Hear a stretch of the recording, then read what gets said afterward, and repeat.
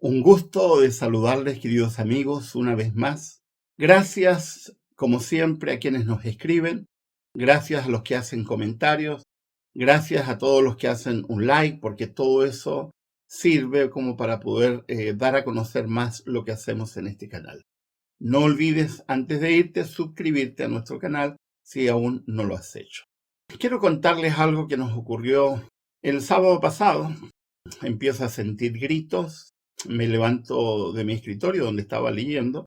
Cuando me paro, no me había dado cuenta porque tenía una alfombra muy gruesa debajo del escritorio y me doy cuenta que hay un agua por todos lados, totalmente inundada, nuestra casa completamente. E inundada la casa de nuestro hijo, que está al lado, y la casa de nuestra hija, que está al otro lado. Y bueno, fue un caos, un caos. El agua, que es una bendición, también es una maldición cuando nos inunda. Así que empezamos a secar. Y mientras íbamos secando con toallas, con todo lo que podíamos, yo pensé, vamos a estar en esto todo el día hasta la noche. Voy a pedir ayuda. Así que llamé a un amigo y muy contento, me dice: Miguel Ángel, ¿cómo estás? Bien, mi casa no está muy bien, le explico en 2 minutos. No estoy terminando la frase y me dice: voy para allá. Corté, llamé a otra amiga y me dijo: estoy justo dando una conferencia por Zoom, pero termino y me voy a tu casa. Y llamé a otra amiga y me dice: estoy llegando de la iglesia, pero no te preocupes, dejo a mi madre y me voy. Cuento corto, llegó nuestro amigo, el primero que llamé. Llegó muy rápido, él viene de un pueblo que está a unos 20 minutos y apenas llega me dice: ¿qué hago? Venía con botas, venía al agua, venía con botas y venía preparado y le dije: tengo miedo por estos muebles, está todo negado. No te preocupes, yo me encargo de esta zona. Estaba en eso, yo entré a seguir sacando agua y aparece nuestra otra amiga y me dice: traje a 2 personas más. Después me enteré que trajo una médico con su hija. Estaban en la conferencia y venían preparadas con ropa de trabajo y se pusieron a secar, empezamos enseguida a distribuirnos y luego llegó nuestra tercera amiga y nuestra tercera amiga llegó con 4 personas. Así que de pronto teníamos una multitud de personas en casa. En un momento no me di cuenta que uno de los que llegó con nuestra tercera amiga sacó la puerta, la sacó para poder sacar muebles que estaban mojados. Menos mal que no estaba lloviendo, así que había salido el sol. Que la casa más afectada fue la nuestra, que se inundó completamente, todas las habitaciones. Y bueno, eso nos llevó buena parte de la tarde. Una de nuestras amigas que había venido se puso a cocinar, porque en ese momento todo el mundo pensando en limpiar, nadie se le había ocurrido de las cosas prácticas de cocinar. Y terminamos en una especie de cena-almuerzo, riéndonos, contando anécdotas, comiendo. Terminé con una sensación de alivio. Ya hace mucho tiempo que aprendí que todas las cosas se reemplazan. Es por eso abracé a mi hija, le decía: hija, no te preocupes, las cosas van y vienen. ¿Qué he aprendido de esto? He aprendido sobre la gratitud y de eso quiero hablar. Yo estoy agradecido, en primer lugar, por mis amigos, porque de una forma muy generosa vinieron y estuvieron prácticamente el resto del día. Terminaríamos tipo 7 de la tarde. En momentos difíciles, solidaridad muestra quiénes somos. La apatía muestra también lo que somos, pero ser solidarios muestra una característica nuestra. Luego mi esposa reflexionaba y decir: gracias, Miguel, porque llamaste a esa persona, porque si no habríamos terminado a la medianoche de hacer todo nosotros solos. La solidaridad, el ayudar, el colaborar es una cosa extraordinaria, pero sobre todas las cosas, la gratitud. Y les he contado todo esto para contarles que entiendo perfectamente lo que significa la gratitud. Yo estoy muy agradecido con las personas que nos ayudaron, pero estoy agradecido con la vida. Yo soy un agradecido de la vida. Me han pasado cosas feísimas en mi vida, pero yo estoy agradecido, agradecido. Estar agradecido de la vida, estar agradecido de las cosas que nos ocurren, porque uno va aprendiendo aprendiendo, esa amiga que llegó y se puso a cocinar, o esa otra amiga que sin pedírselo trajo a 4 personas más para ayudar, o ese amigo que vino preparado y nos dice, no te preocupes, no te preocupes, yo me hago cargo de esta parte, y lo hizo, mientras nosotros nos dedicábamos a limpiar otras partes de la casa. La vida muestra quién es quién. Lucas, que muestra historias que nadie más muestra, de alguna manera también muestra su propia característica. Y en Lucas 17, del versículo 11 al 19, él cuenta una historia que ningún otro evangelista y en ninguna otra parte de la Biblia aparece. Una historia extraña, pero no extraña a la naturaleza humana, extraña porque nadie más se le ocurrió contarle, y no significa que no la hayan conocido, simplemente los otros evangelistas no les parece pertinente contarla. Dice el versículo 17 al versículo 11, un día, siguiendo su viaje a Jerusalén, Jesús pasaba por Samaria y Galilea. Es decir, no estaba en Jerusalén, iba en viaje a Jerusalén. Y estaba en Samaria, que no era tierra judía, fue tierra israelita antes de los asirios, fue la tierra en la cual vivieron los antiguos israelitas cuando se separó la nación en dos, Israel y Judá. Y Galilea, que era alejado, era tierra de judía, pero más alejada, y que allí estaba concentrada la mayor parte de romanos en esa época. Iba Jesús caminando en los caminos de tierra que habían en ese tiempo, que eran caminos en cierto modo peligrosos porque habían asaltantes. La gente viajaba de día porque era el momento donde podían protegerse. La gente viajaba en grupos, etc. Cuando estaba por entrar en un pueblo, no dice qué pueblo, salieron a su encuentro 10 hombres, enfermos de lepra, que se habían quedado a cierta distancia. Vamos a explicar un poco esto. 10, ¿por qué 10? ¿Y por qué fuera del pueblo? Porque no se les permitía entrar a los pueblos. En segundo lugar, porque generalmente se ponían cerca de los caminos para gritar, para que les dieran ayuda, porque la gente no se acercaba, porque en el misticismo y en el absurdo suponían que si la sombra de un leproso los llegaba, ellos quedaban contaminados. Ahora, la lepra, de la cual habla la Biblia, que está mal traducido porque la Biblia no usa la palabra lepra, la Biblia usa la palabra castigo de Dios, que así se referían a la enfermedad en general los israelitas, no es necesariamente la enfermedad de Hansen, como se conoce a la lepra, que es una enfermedad que ataca a todo el sistema de la piel y todo y el sistema neurológico, también los ojos, también el sistema óseo, por eso que la mayoría de los que padecen lepra tienen deformaciones físicas, etc. En tiempos de Jesucristo, cualquier enfermedad a la piel estaba dentro del rango de lo que se consideraba lepra. Sarna, enfermedad de Hansen, que es la lepra, o manchas a la piel, cualquier cosa que afectara a la piel era considerado lepra y la persona rechazada. Entre los judíos, ya les he dicho más de alguna ocasión, la enfermedad era considerado castigo de Dios, por eso que se referían a la enfermedad así, castigo de Dios.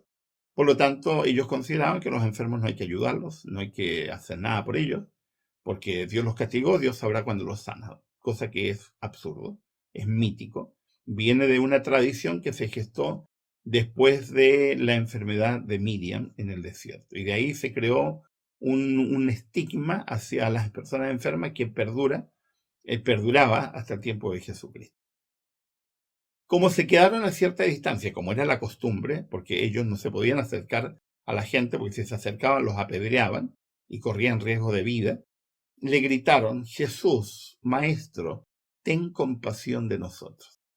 A mí me llama la atención. Jesús va de camino y está por llegar a un pueblo. ¿Cómo sabían que era Jesús? Hay varias respuestas posibles. Una respuesta es que ellos sabían que Jesús andaba de camino y habían escuchado ya algunos milagros que Jesús había hecho, así que lo esperan con conocimiento de causa, es decir, creyendo, sabiendo, teniendo la certeza de que Jesús podría eventualmente sanarlos. Esa es una posibilidad. La otra posibilidad es que Jesús no viaja solo. Jesús viajaba con un grupo de personas. Se calcula que Jesús andaba generalmente con al menos 70 personas. Ese mito de que Jesús andaba solo con 12 es un mito. Jesús andaba con un grupo de personas, al menos 70, con los discípulos y las discípulas que generalmente han sido olvidadas, que evidentemente el único que las menciona es Lucas, en Lucas 8. Los discípulos, las discípulas y toda la comitiva que lo acompañaba. Incluso algunos que iban en la comitiva no iban porque buscaban estar cerca de Jesús, sino que iban con la intención de anotar o de dar testimonio de las cosas que había que acusar a Jesús. Así que había de todo. Ahora, nadie andaba, o sea, aunque se viajaba en grupos, nadie viajaba en grupos tan grandes. Y ahora Jesús era conocido, seguramente se había transmitido la idea o se comunicó, se informaron de que venía Jesús en camino, vaya a saber. Pero la comitiva, ya la gran cantidad de personas indicaban que era una persona especial. Así que no podía ser otro, Jesús, al que lo llaman rabí.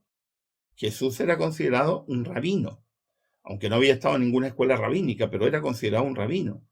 Jesús, rabino, ten compasión de nosotros, compadécete de nosotros. No le están pidiendo sánanos, no le están pidiendo, Señor, haz algo por nosotros, le piden compasión.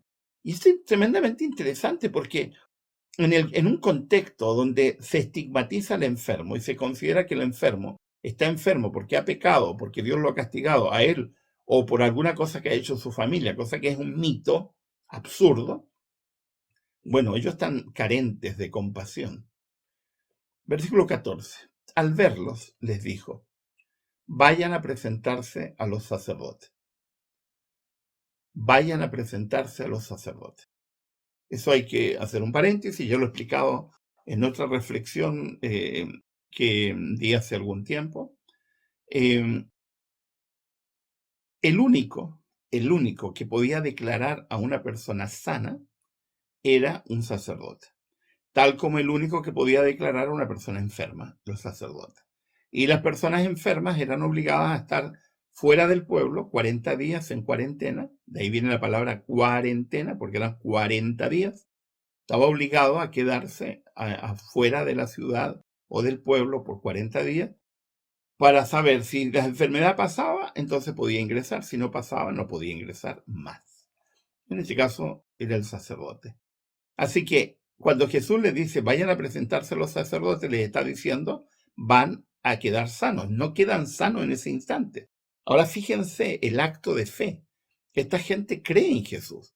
Por lo tanto, cuando Jesús le dice, vayan a presentarse a los sacerdotes, parten, ni lo piensan, parten, porque saben que Jesús le está diciendo, van a quedar sanos. ¿Cuán lejos queda el pueblo? No sabemos. Los que sabemos es que son leprosos. Los leprosos andaban cubiertos, tenían que cubrirse la cara. Andaban generalmente andrajosos porque no vivían en casas, generalmente vivían en cuevas o hacían vida de noche. Los leprosos solían salir de noche a buscar comida en los campos o a buscar la comida que les dejaban sus familiares en ciertos sectores para que ellos se alimentaran o a ir a las fuentes de agua de noche para poder tener agua para el día, porque si lo hacían de día no podían, no les permitían. Ahora la segunda parte del texto nos dice, resultó que mientras iban de camino quedaron limpios. A mí me gusta mucho la fraseología de Lucas. No dice quedaron sanos, quedaron limpios. Porque está haciendo un juego de palabras entre sanidad corporal y sanidad de pecado. Quedaron limpios. Interesante. A mí me habría gustado ver ese espectáculo. O sea, de pronto voy enfermo y en el camino quedo limpio. Qué extraordinario. Ese espectáculo tiene que haber sido fabuloso. Y la sensación de que tienes tu piel marcada por la enfermedad y de pronto quedas sin nada. Tiene que haber sido espectacular. No sé qué piensan ustedes, pero a mí me encantaría haber visto eso. Pero fíjense, versículo 15, uno de ellos, Solo uno. Eran 10. Solo uno. El 1%. Uno de ellos, al verse ya sano, regresó alabando a Dios a grandes voces. Pero es obvio, si tú estás enfermo, estás despreciado, estás marcado, te has tenido que alejar de tu familia te ha tenido que dar por muerto, porque eso se hacía. Cuando se declaraba una persona permanentemente leprosa, la familia estaba obligada a hacer un funeral, porque de ahí en más se lo consideraba muerto. ¿Cómo vas a regresar? Vas a regresar diciendo, oh, yo estaba enfermo, ahora estoy limpio. Mírenme, nada. Voy gritando a voces, mírenme, mírenme, estoy limpio y acercándome a quien sea, porque no me pueden rechazar, estoy limpio, ya no tengo ninguna enfermedad. Y el hombre regresa gritando, alabando a Dios, dando grandes voces. Versículo 16, cayó rostro en tierra a los pies de Jesús y le dio las gracias, no obstante que era samaritano. Y ese detalle es interesante, que lo dice con cierta ironía este personaje que es Lucas, y también con un dejo de meterle el dedo en la llaga a los judíos. Y yo he pensado que probablemente por eso Mateo y Marcos, aunque Marcos no era judío, pero probablemente por eso no lo mencionan, porque es decir, mira quién viene, quién, no viene un judío, viene un despreciado además, un samaritano. Ahora, el cayó rostro en tierra, hay que entenderlo también dentro de la cultura semita. Cuando tú te humillabas al grado de entregar totalmente tu vida, tenías que poner la frente en el suelo. Con decir, tal como suelen arrodillarse hoy día los árabes. Si ustedes ven a algunas personas musulmanas, eso hacen, tocan con su frente el suelo, diciendo estoy entregado, completamente humillado con todo, incluyendo mi mente. Aquí estoy. Y eso hace el hombre, que es en el fondo un acto de adoración, entre paréntesis. Eso no se solía hacer sino frente a Dios o frente a un monarca al cual le debías absoluta humillación. Y es lo que hace a los pies de Jesús y le da las gracias. ¿Qué palabras usan? No sé.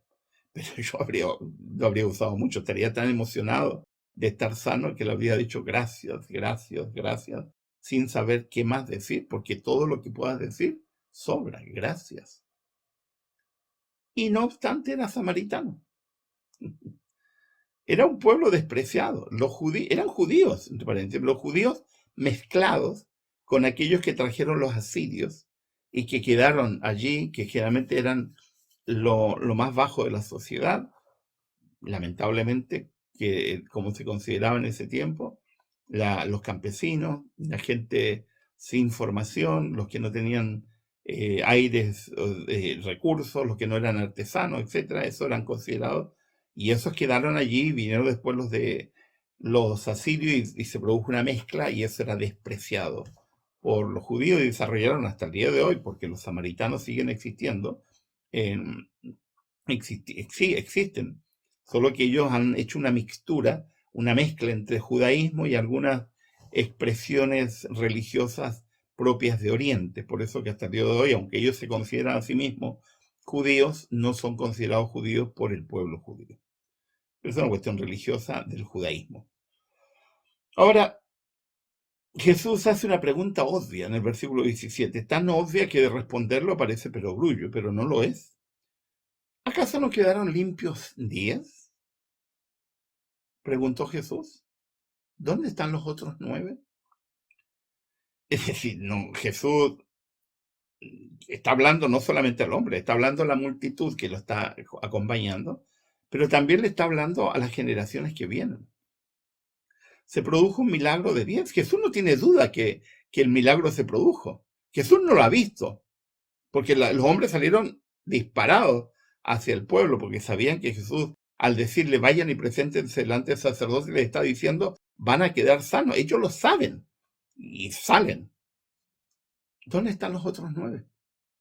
Y luego Jesús recalca lo otro elemento obvio, porque los samaritanos, entre paréntesis, se vestían también de una manera distinta para diferenciarse de los judíos. ¿No hubo ninguno que regresara a dar gloria a Dios?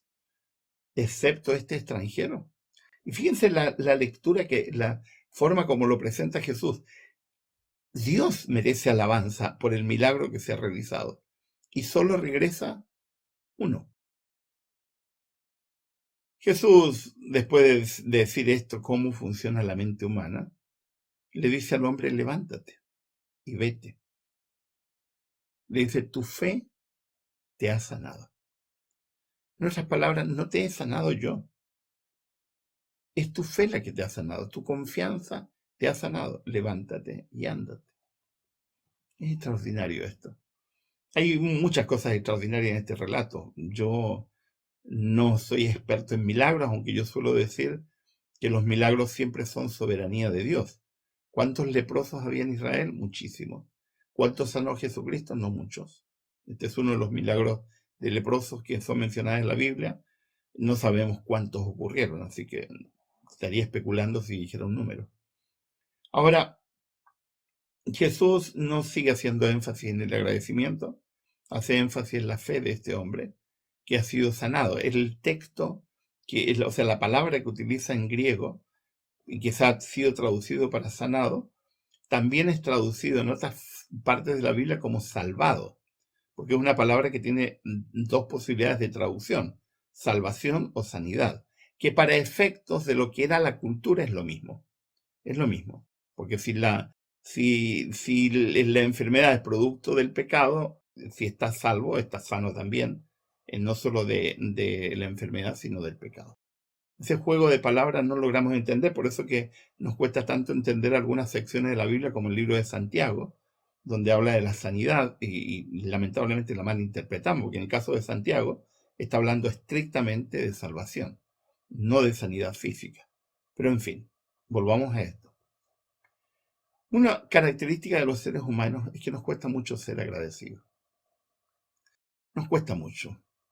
Y esto de regresar y agradecer tampoco es una característica muy típica de los seres humanos.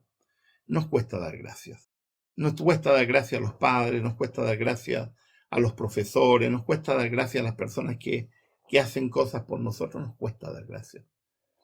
Actuamos como si fuera lo más normal del mundo que la gente tenga que dar un servicio, tenga que hacer algo. Yo estoy muy agradecido por quienes vinieron a ayudarnos con esta inundación que hubo en casa. Agradecidísimo. Y no dejaré de agradecerlo, aunque uno de ellos me agradecía a mí por haberlo invitado. Y yo le decía a Samuel, si tengo que agradecerte a ti, no, yo estoy agradecido porque tú me invitaste, por darme la oportunidad de ayudar. O sea, eso me parece mucho más lindo. Si te estoy dando la oportunidad y vienes y ayudas, y gracias porque me das la oportunidad. Ese gesto me parece extraordinario. Ahora, la gratitud tiene que ver mucho con la mente humana, con la mentalidad, con la forma como hemos sido criados, con las maneras que vivimos. Ahora, yo le decía hace un rato, no esperes que la gente te agradezca, pero alguno va a regresar en algún momento.